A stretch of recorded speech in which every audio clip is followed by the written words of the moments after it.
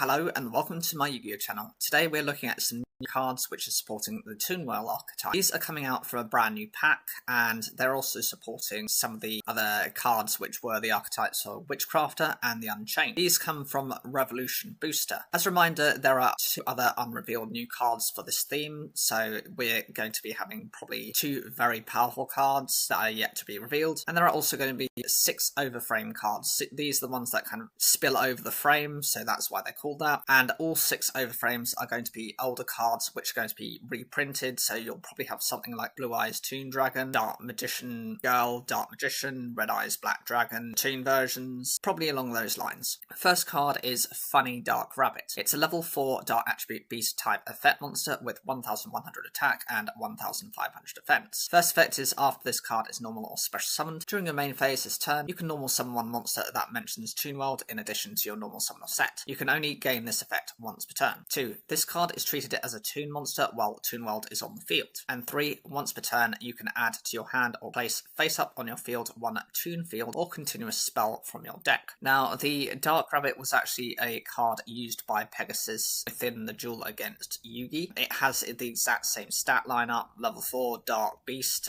same attack, same defense. However, that was a normal monster and it really didn't do anything. There was an anime style of effect that it did have, so this is an attempt to provide the authentic monsters. It's not trying to rebuild based on alternative monsters such as cards like Blue Eyes Toon Dragon or Summon Skull or Dark Magician or Harpy's Lady. This is just his pure authenticity. The first effect allows for, once this card has been normal special summoned, being able to summon an additional monster during the turn. It's good for the ability to go into one of your level 6 monsters, for example, to summon into either the Toon Dark Magician Girl or the Toon Summon Skull. It can also be used basically to replace it for some of the other tributes, such as what's necessary for the Dark Magician and for the Red Eyes Black Dragon, without too much cost. It's a decent enough effect. Second effect just allows this card to be treated as a toon monster while Toon World is on the field. The old toon monsters had the issue of when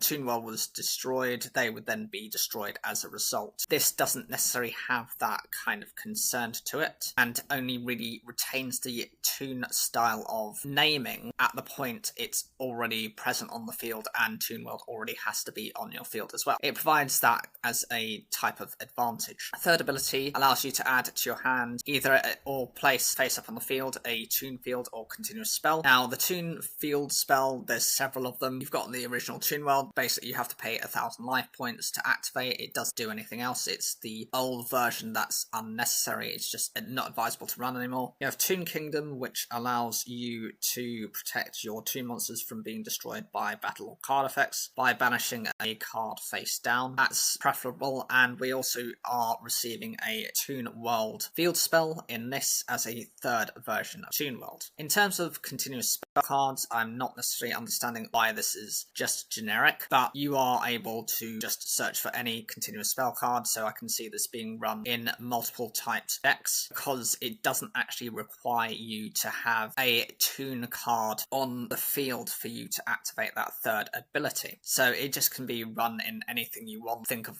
continuous spell cards like Burden of the Mighty. That's an example. You could really splash this into a Hammond Lord of Striking Thunder style of deck because that needs the 3 continuous spell cards in order to tribute to bring it out. So it can be splashed in that style of deck. The next card we have is Comet Cat. This is a level 1 Dark Attribute Beast type effect monster with 0 attack and 0 defense. You can only use the second effect of this card's name once per turn. 1. This card is treated as a toon monster while Toon World is on the field. 2. During the main phase, as a quick effect, you contribute 1 monster. If you control Toon World, contribute 1 opponent's monster even though you do not control it. And if you do, special summon 1 monster from your hand or deck that mentions Toon World, ignoring its summoning conditions. This is actually in connection to the duel between Pegasus and Yugi because he does this with the Comet Cat, but I think he has it as more like a spell card rather than a monster, and it does steal one of Yugi's cards. I believe it was the Summoned Skull, and then transforms it into the Toon Summoned Skull. First ability, it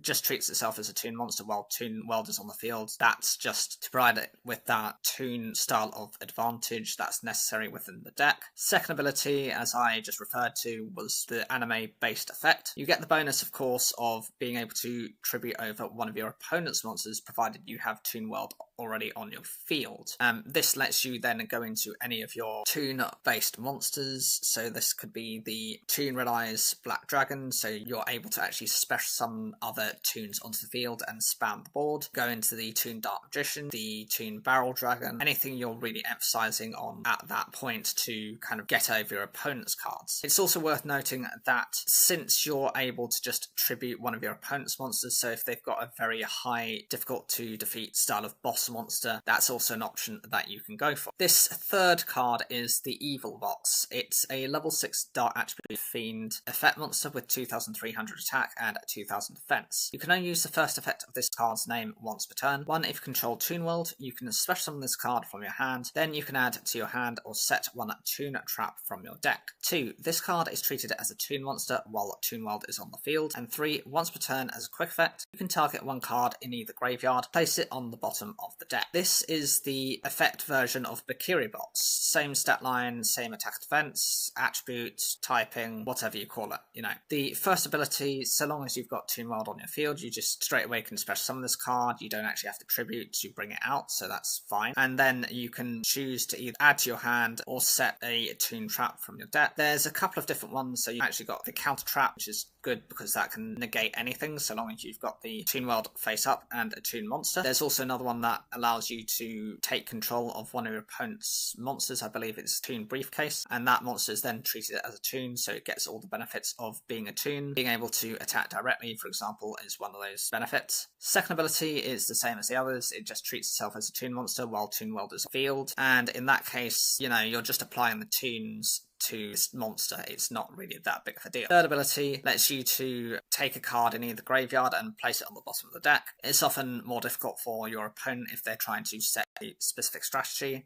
to recover from the deck than it is from the graveyard, so that's a way of disrupting your opponent from setting up their plays. It's also useful if that particular card has an effect that activates in the graveyard, because often there are cards that can activate whilst, you know, on the field and then sent to the graveyard, but they cannot activate both effects during the same time, so that's where the benefit lies. It can activate during yours and your opponent's turn, so you can actually go for double disruptions. This one is actually a card I was very surprised to see. It's the Blue Eyes Toon Ultimate Dragon. I can understand why, because you have the Blue Eyes Toon Dragon, which is the very old card, but then if we've got that, we've also got a Toon Summon Skull, we've got a Toon Red Eyes Black Dragon. So one of the things I would anticipate as the two hidden cards as being another fusion monster, so the Black Summon Skull, for example, that dragon monster, or some variation on like the Black Meteor Dragon, something along those lines is what I'd be hoping for. But in terms of the typing stat lineup, it's the same as your standard Blue Eyes Ultimate Dragon, a level 12 light attribute dragon fusion monster. Although this does have the toon as part of its naming, it's actually as part of the typing. It has 4500 attack and 3800 defense. The materials are a Blue Eyes Toon Dragon, of course, that's to be expected, and 2 toon monsters, so it's relatively generic. It does need you to run at least one Blue Eyes Toon Dragon in your deck. It must be special summoned from your extra deck by shuffling the above cards from your hand, field, and or graveyard into the deck or extra deck. That's brilliant because you're, instead of not having to use polymerization, you can just summon this card quite readily, so long as you have wide cards. And since you can actually access those cards a combination of areas, it's actually going to be very easy to summon. First ability, your toon monsters can attack directly. Given the new monsters that we've got, those don't technically count as toons until they're actually on the field with Toon World, so that does grant the same abilities as the older versions of toons. It means also that your toons that you steal from your opponents can also be treated to do this type of effect and hopefully OTK your opponent. Second effect, once per turn you can add one toon card or one card that mentions a toon card's name from your graveyard to your hand. That's quite good because you're able to just straight away access what you need as and when you need it, and it's each of your turns, so any loss of advantage you might have had with your typical standard toon archetype style of deck is now going to be mitigated by this type of ability. And the third ability, if your toon monster is attacked, attacked during damage calculation, you can banish it until the end of the damage step. This is good because it mimics the effect of a lot of the toons in being able to dodge certain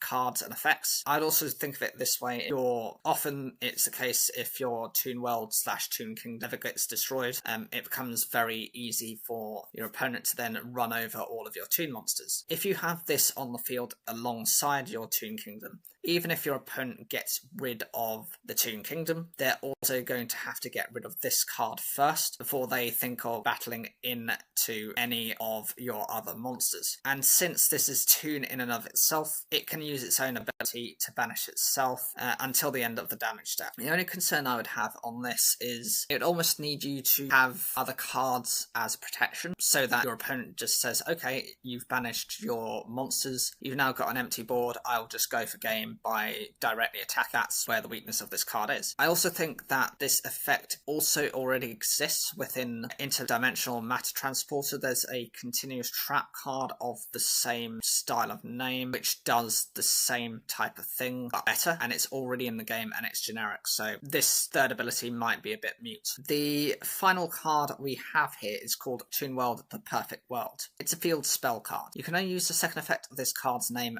thrice per turn, so 3 times in the turn. First effect, this card's name becomes Toon World while in the field zone. Of course it does, it needs to be a Toon World style of card, otherwise the cards don't interact well with this. Second ability, once per turn you can add 1 Toon card or 1 card that mentions a Toon card's name from your deck to your hand. That is shocking. Each and every one of your turns you can add 3 Toon cards from the deck to your hand. A lot of the issues with Toon monsters are that they're unable to use their resources very effectively, and therefore you have to go into certain other cards before you ever get a chance to use this one. By doing this, you're adding that consistency. Even if your opponent uses something like Ash Blossom to negate that first search, you still have 2 searches within the turn. You're good, you're in a best position you can be in. And the third effect is before resolving another activated card or effect, you can banish 1 Toon monster you control until immediately after that card effect resolves. You cannot banish monsters with that same original name with this